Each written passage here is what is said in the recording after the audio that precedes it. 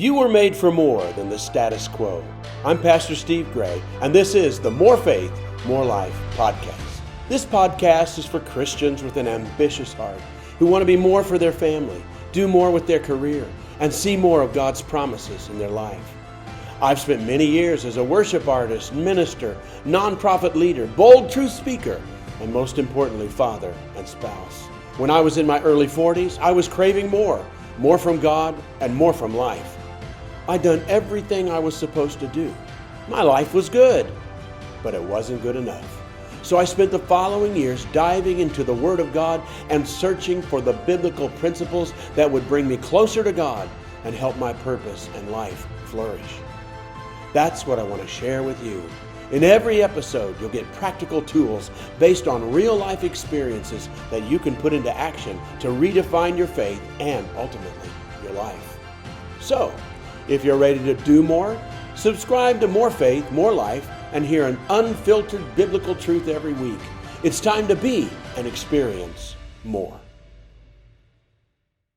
Hey, everybody. We're so glad that you're with us today on More Faith, More Life podcast. I've got with me my good friend Roy Fields that we've had on recently, but this time, rather than do it a Zoom and all that, we're actually in Florida with him. He lives in Florida. So I thought we got to get together and do this. And so we've been having a great time talking, laughing, talking about God, talking about life, and it's been really, really good. So I wanted to take this time to put him on again and just continue on some of the good things that God has done. And one of the things, Roy, that concerning me, the direction of our country is going, is there's plenty to be concerned about, inflation and war and immigration. Everybody does, but just the lack of help that people are going to get if they continue on the course to just put God out of their lives. Even some that are listening that they don't consider themselves super religious. Okay, but get God back in your life. Get Jesus in your life. Get some God help, because I think we're going to need it. The direction we're going, just certain things, in my opinion, are showing signs that we're going to need a lot more God in our country, in our military, in our personal lives. And so some of the people, Roy, that listen, they're not super churchy, but I just encourage them to forget all about that, forget about all the movie stars. You ever notice the movie stars that are in the movies, they'll have a little religion in the show, but the main star, they always ask him about their religion, and the main star says, well, I'm not too religious. Always the main star is never too religious, Right. And so we got to get that out of our lives. Anyway, I got a question for you, if I can ask you, that I didn't I've Shoot. never asked you before. Sure. You that don't know, Roy's been a friend of mine for I don't know how many years. Gosh. I forgot how many. Two- But 2011. he's so been a tremendous worship leader, a music leader, songwriter for all those years, and has done some really big things and done just regular things, But he's a great worship leader, and you still do it, and you still travel, and you've still been about doing great services. I just wanted to ask you the question, though, because they always wonder about worship leaders. Why is it that now you're not setting a goal to be a worship leader actually in a church? I maybe should have asked you this and not in front of other people. It's great. But Great question. churches are always looking for worship leaders, especially good ones. You're a great worship leader. You got a lot of Thanks, spirit. Well, you are. You're doing a great job of what you Thanks. do. It's a good songwriter. You got a great voice. Great. Everything's good. So you could step into a worship job somewhere if my understanding is people look all the time. So what is it? I mean, you could go be one, and you've been one, Well, but now you're still, you're not at one church. I would say revival wrecked me. Yeah. So ever since revival touched my life all those years ago, and I'm still in revival. I think last time I was on your podcast, I was telling you the beginning of January, before Asbury started, we were in a 20-day revival in Hudson, Florida. Mm-hmm. Yes, you And did. You called me, or we talked on the phone. Yeah. I mean, we were packed out most every night. Tons of people coming to the Lord. We had several healings, an increase of healing in people. I never have been satisfied with just being a worship leader, just worshiping the Lord. I wanted to see the stuff that I read about. Right. And I think honestly, I'm going to say something pretty bold here right off the top. I feel like if you're a worship leader and you're not personally winning people to the Lord, or seeing healing, or seeing all the stuff that Jesus saw in his life, I would say, what are you really doing? Because that gives you the authority to sing what you sing when you worship him too, as you've experienced God. David killed a bear and a lion with his hands, and he killed Goliath. He was also at war. He wasn't just singing a song to advance the front line of some army. He was physically out there doing it. And that started with me years ago, just wanting to see the stuff, because I had so many people, when you lead worship, the presence of God will come and somebody will get healed. And I'm thinking, man, I want to be a part of what Jesus did when he went and laid hands on somebody. So that grew in me over the years. And I just feel like there's even more authority there when you worship. There's even more of the presence of God, because that's your heart and goal is to see lives really, truly change. Not just you sing and they feel good at the end of the day, but that you practice what you sing, you practice what you're preaching, you practice those things. That's what I see. And of course, you've been around enough churches to know the liberty that you take in services. Most churches are going to put a restriction on you too, at least time. Yeah, and I effort, vet. I vet. I vet. Yeah. I vet pastors. Yeah. Pastors used to vet me. Yeah, right. Back 20 years ago, they'd vet me. I now vet them because they call me to come, and I go, what do you really want? Yeah. You know who I am, and you know what I do. Do you really want me to come to your church? Yeah. And there are some that will say, well, actually, that's not really what we're looking for. And I go, that's okay. It's okay. That's okay. Yeah. And that's not really what I'm looking for. Yeah. I want to have a move of God. I want more people coming to the meetings. I want people to focus on the meaning of me being there is not me. It's him, and it's his presence. And we act a little different, I guess, than some of the most mainstream. I think, years ago, I would see some of the mainstream, and I love every single one of them. I love like Phil Wickham and Michael W. Smith and, Chris Tomlin and all these, Matt Redman. We sing their songs. Their songs have ministered to us for decades. Right. But everybody's called to a certain thing that God's given you the mandate for. And for me, I didn't feel let's go down the mainstream way of worship leading for me, because I had been in revival, because I was raised in Pentecost, and because I was raised in, we had like country church where we did church in a barn when I was 15 years old. And we saw some of the most powerful things happen at 1:00 in the morning. And I feel like in 2023, it's not that we're trying to go visit and redig that and try to make that happen again. It's just those things happen when you start to go after God. Yeah. And you start removing all of these things. We were talking about earlier how I feel like, and all these years later, I'm 46. I'll be 47 in November. It's almost like when you reach out to God and he touches you, you have the opportunity to either fall in love with him or fall in love with what he's given you. Yeah. And sometimes that gets difficult because you've struggled, or you've worked hard your whole life and you're trying to get to this place. If I could just get here, then I'll have happiness. If I could just get here, I know I'll be really fulfilling the call of God and everything. And really, at the end of the day, I feel like some of us have packaged it a little too much. Mm-hmm. And we almost have to go redig and go back to the basics again. Like you were talking about, you're at a new place with the Lord today. Yeah. Because all the years you just went to all the basics. That's right. Yeah. Go back to your first love. That's Revelation chapter 3. Jesus knew that. He knew that we would be like the Davids, the psalmists, the preachers, the pastors, the evangelists, the teachers. It wasn't like he had an irritation with us, just that you're not doing what I told you to. He always gives us a way to come back to what matters. Yeah. And I think that's really what it's about, is coming back to what matters. We've seen all the stuff. We've seen the crowds. We've seen the people. But your relationship with the Lord, the intimacy has to continue. When this is all over with, Pastor Steve, and we're done with our churches and ministries and traveling, and we've done our books and we've put our CDs out and everything, it's you and God. Yeah. That's it. It comes down to you and God. And I'm still learning that. And some of you listening to, if you're new or wondering, he mentions the word revival. And remember, a true revival is for maybe somebody that you already believe in God, but you've lost the life of loving God and living for God. And you know what? That's okay, because you're not alone. People are everywhere. ministers, worship leaders, pastors, we get in this situation where we get distant from God, the God we still believe in.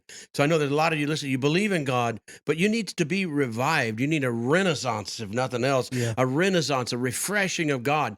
And that's what he's trying to say too, is that's when these things begin to happen to a greater degree. Some God things begin to happen. And that's what's missing in most people's life, church attenders or even non-church attenders who still pray if there's, they run out of money and they Yeah. do pray. They do believe and they do Sure. pray, but they're living a long distance relationship. And Yeah. we know those don't work. So he says that we're revival. That's for you people who need that jolt from God, and you can have it. We both got it. Others are getting it. And it's a day when God is beginning to make it as easy as it's ever been Yeah. to get a fresh touch from God. And when he makes it Absolutely. easy, you need to grab hold of it and do it.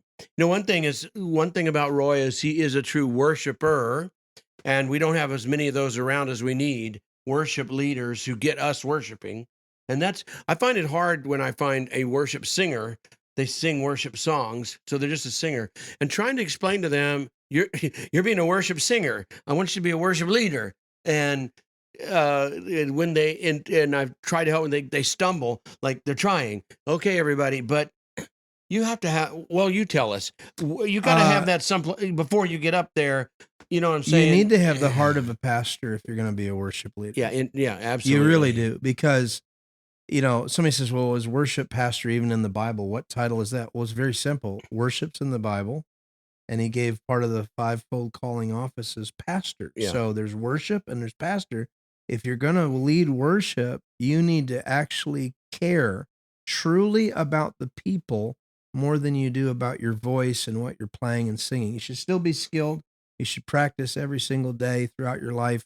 Don't let your rehearsal in church be your place that you practice. Right. But I have found, for me, every service I've ever done, my goal is to get the person that's in the way back with their arms folded. Yeah. And if I've seen them move out of their seat in the next 20 minutes, I feel like mission accomplished. Yeah.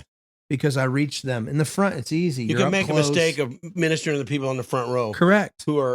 They got there early, but they stay late. That's correct. But to bring it back to being real authentic is that you genuinely need to have a compassion and a pastor's heart for the congregation, so that it's not your debut. It's not your. And look, I'm not against people debuting. I think solo guitars, you got a brother, Danny, who plays. Yeah, right. I think there needs to be more solos and guitar solos at that point. But you need to realize your job is to bring those people into the presence of the Lord. And you really can't take them if A, you haven't been there yourself. And B, it'll be fake if you really genuinely don't care about people. Yeah. Because if you just beat them to death, come on, why aren't you singing? What's wrong with I you know, people? You suck. Yeah, right. It's You hear that. Holy cow, dude. I just got my wife here in the car. I just got my kids finally dressed. I'm here in church, and at least I'm here. Yeah. And then you're beating them to death. Yeah. It's like, okay, you don't need to be like that. You need to be a pastor in that sense. But then once you get in the thick of it, there's nothing wrong with challenging. There's nothing wrong with saying, let's bring it up a little higher. If you really care about the people, it always comes out right. And they'll know it. If you don't, then it's just. And they'll know it. Yeah, right. You'll reach them because they'll hear your heart language. Yeah, right. I think that's the thing that is the most is we live in a time, and again, I want to be careful how I say this, but we live in a time where it's so polished, it's so packaged, that the majority of people are there just closing their eyes, hoping that they get a vibe. Yeah. Worship's not a vibe. Worship is not even a feeling. Worship is one of the holiest things we could ever do with God, where you completely, you know what I do in my heart all these years now? And all of us have to fight it, because you always start in the flesh. You always start with, you kicked your dog the other day because he's just ripping the place apart. You yelled at your whatever's going on. You just got stuff going on in life. And now you're standing here in the congregation and you're worshiping the Lord, and you're so in your head. Like most people are in their head. They're thinking about everything. Of course. Yeah. Right. And what I've learned to do is, and you have to practice this, it is a discipline. It's not a do's and don'ts. It's a discipline to say, I don't care what I have to think about. I'm not going to do that right now. I am giving my full heart and attention to Jesus. Yeah. And I'm going to worship him with every fiber of my being by the Spirit. And when that starts to happen, and I've noticed this every time, you probably have it yourself, when you get your eyes off of yourself, your problems, everything else, the person, what they're doing over there, oh my gosh, look who's here at the church. I thought they were having problems and stuff like that. And you just get your eyes on Jesus. All of a sudden, time stops. You're not aware of anything, and his presence comes. Yeah. I can tell you every time I've done that, every time he shows up in my life right at that moment. And I am fully understanding in that moment, why don't I just do this every day? Yeah. Yeah. Right. This is really what it's about. Lift up Jesus. Let all of the problems go off to the side and just focus on him. That's what worship should really be. You know, I have a pet peeve that I don't know if it's right or wrong about worship leaders as I watch. And so I have a little bit of a pet peeve. And that's the worship. Well, first of all, I think the churches and worship and thing, I think they're doing a whole lot better in their praise. Got a lot of dancing denominational people. I started saying the denomination, Okay. but different denominations, they have some good music and the people are dancing and they're twirling and they're clapping and they're jumping up and down, which they never would have done 10 years ago or whatever. But they shut down when it comes to try to worship and they don't know what to do. And because they don't know what to do, this is where my pet peeve comes, is the person that sings the entire song with their eyes closed. Yeah. It's my pet peeve. I actually have had a hard time with that. But I know they don't necessarily mean wrong because it's No, all they learn. They don't. But what does that tell you about caring about people? Yeah. Right? If you care about people, you open your eyes and you share and you watch them and you talk to them. If you want to close your eyes for a minute or two, like you're giving a kiss, okay. But nobody wants to in a relationship with the guy who all he does is every time you get around him, you close your eyes. True. You show importance with your eyes. Yeah. And so I try to tell them, but it's a little bit of intimidation. They're a little nervous. And so it's easy. But they don't do it so much on praise, but they do it with worship. Well, if you're going to do it on both, but better, just do it a little bit, because as I tell him too, and Jesus, when he prayed, he lifted up his eyes and broke bread. His eyes are open.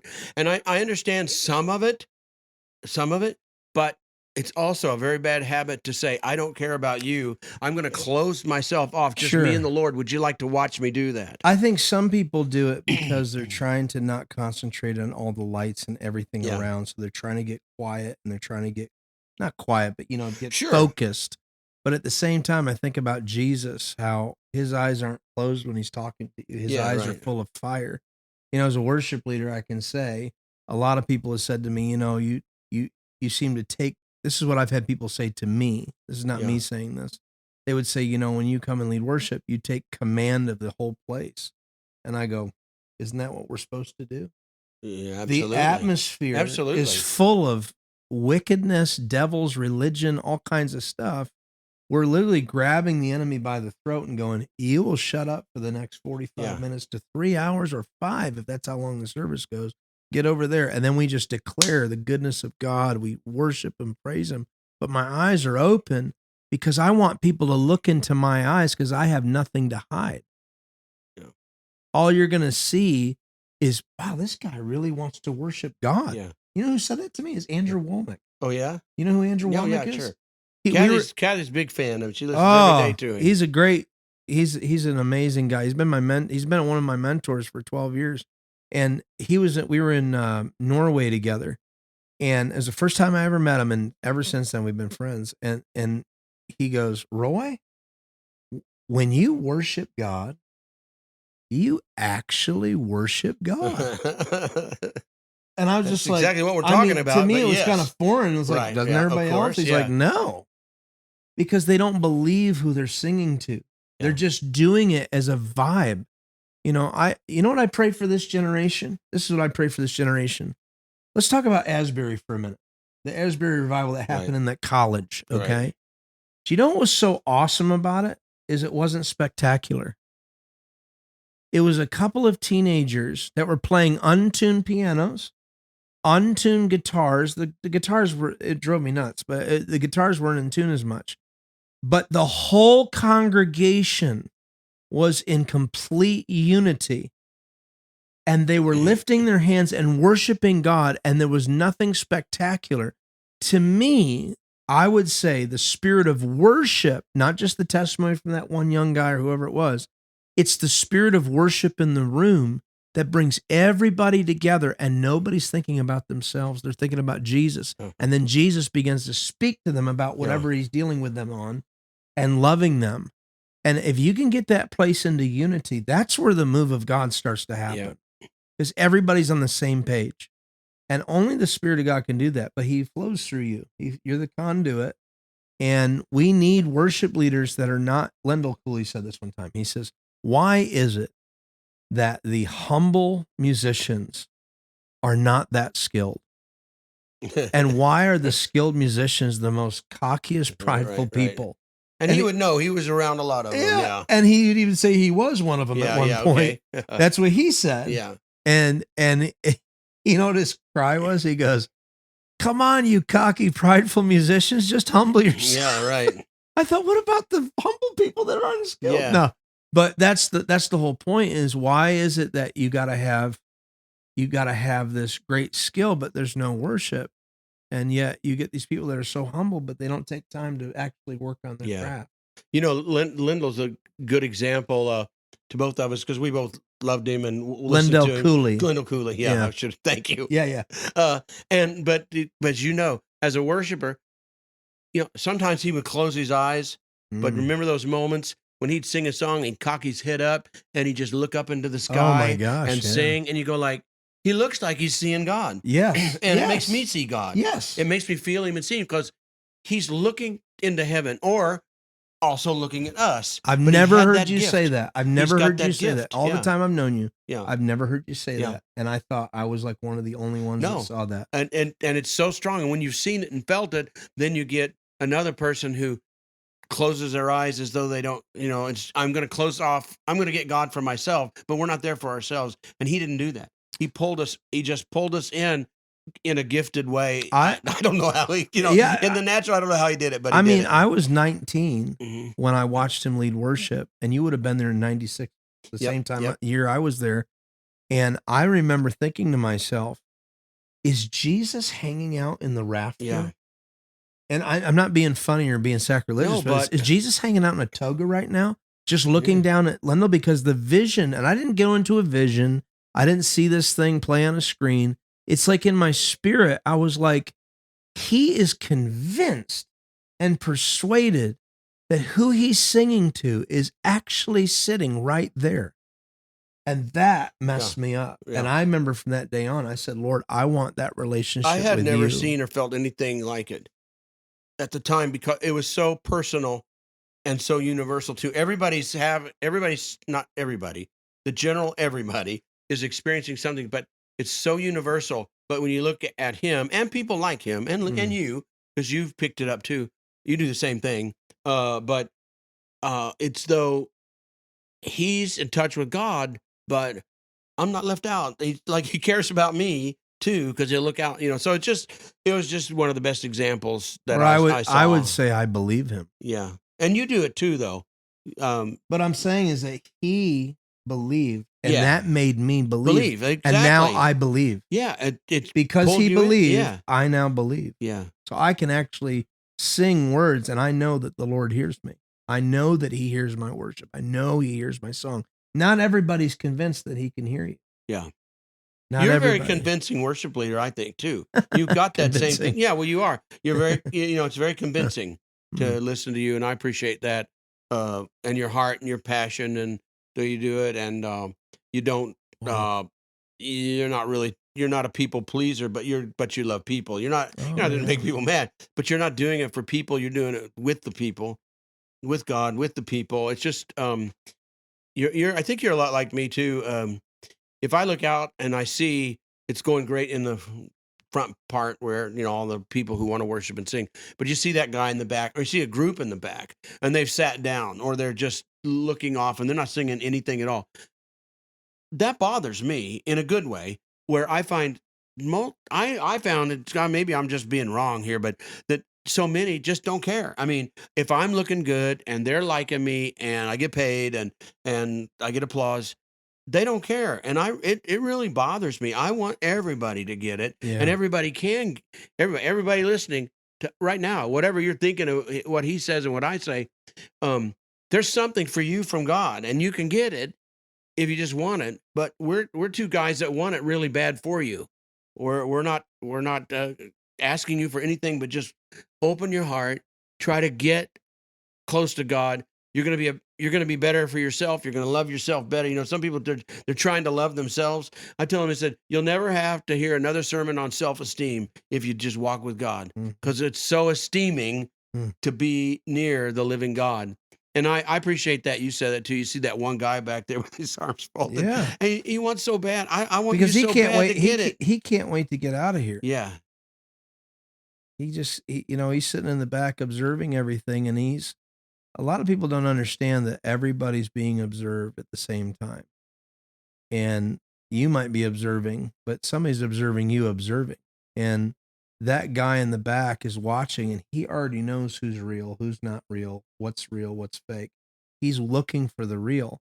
When the real shows up, which we use Lendo Cooley as an example because it was like something we looked to in our lives at different places in our lives, yeah, that we believe and we recognize the real genuine article. Something's going on here. And then all the scriptures of how David must have worshiped God, even though he's just a kid who's out in a pasture and there's some sheep and it smells and it's not nice fragrance and there's not lights and there's not perfect musician. He's got a lyre or a harp or whatever he's playing, and it's not tuned. It's somewhat tuned, yeah, but it right. might not be tuned perfectly. But his heart is making the final ingredient. And I believe that guy in the back is looking for that. And when he sees it, he's convinced. And guess what happens? He enters in. Yeah. When he enters in, it's over, baby. He's in. And all of a sudden, he's doing business with God, and God's doing business with We him. just got a few minutes left, but I got another question for you. Yeah. Bringing up this guy in the back type thing. Sure. Now, I love that guy in the back. Yeah. And I'm going to ask you a question. If you've ever done this before. You probably have, but I want to know. I want to hear it. So you got all these people. We're supposed to be singing to the Lord, worshiping the Lord, helping the people along, guiding the whole crowd. Have you ever changed gears just for that one guy? Absolutely. I knew the answer, but I've done it too. Absolutely. And you just shut the thing down and you start ministering to that one guy, or maybe there's several guys or gals. Absolutely. And all the people that are worshiping are like, "What? We were doing so good. Mhm. Everyone was enjoying the music so much." But God gives you their thoughts. You know their thoughts. You know their questionings. You know maybe they're critical, maybe not. And I think that's the other thing is that person's not even expecting that to happen. Yeah. They're just coming to another service. Some fanatic dragged them, or they're a fanatic themselves and they've had enough at church or whatever. Yeah. Or they're in the back and they feel like they're cut off, and the whole thing shifts. Because if you're led by the Spirit, and here's the deal, I don't know who we're talking to when we're saying this. Yeah. But, Who knows? Maybe one of those whoever's guys, watching gals. this, your pastor's got to be on board with you taking that liberty. But if you have a worship service, when you follow the Spirit and you listen to hear the Spirit of God while you're worshiping the Lord, while you're leading people in worship, you need to be able to have the discipline to take what you love feeling, and it's great, and you're a great conduit. But God really wants to touch that person in the back, because everybody else is doing great. Yeah. But that guy needs it. And so guess what? It's like a Spock quote. I hate to say it, but it's like the needs of the one outweigh the needs of the many. Yeah, because the crowd thinks you're doing great and they're all enjoying it. Yeah. And I'm like that too. And a lot of people, they just don't see that guy and don't care. Yeah. But to me, it's just a wonderful moment. And don't care is the issue. Yeah, that you're willing to take this risk.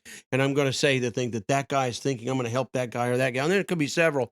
And I like it because it's almost like Jesus saying, Zacchaeus, the tax collector, Zacchaeus, I'm shutting this thing down because I'm after your heart today. I'm after you. I'm going to give you a visitation today. And there's people listening. They could be, if they don't know the story, the Zacchaeus, the short guy, he went to see Jesus because he was short. He climbed a tree. But God came to that. He was very unpopular as a tax collector. And he says, but I'm going to visit you. And everybody was shocked. You're going to visit him? And we have listeners right now, guys, gals, entrepreneurs, rich, poor, struggling, not struggling. But it doesn't matter, whatever. It's not just struggling people that need a visitation from God or need a moment with God. Everybody needs it. Everybody. To give you peace of mind, to be a better dad, a better mom. It's not to read a book on how to be a better dad that a dad wrote. Read the book that God wrote, right? Read the Bible. Absolutely. Find out what he does. Great father. Great time, and our lives have just been completely changed. We've been friends for a long time. We've gone for God for so many years, and we're still going to do it. There's nothing to change in our minds. That's what I tell people. Sometimes I pray that salvation prayer, and I end it with, and I'm never going to change my mind. This is it. Thank you everybody for listening. Roy, thank you for being with us. Man. Just we actually visited about a couple hours before we started visiting with you guys, so it's been a great flow for us. We appreciate you being a part of this and watching More Faith, More Life. And Roy, I thank you for helping us to build some lives and encouraging some people today. Till next time, bye bye. Awesome.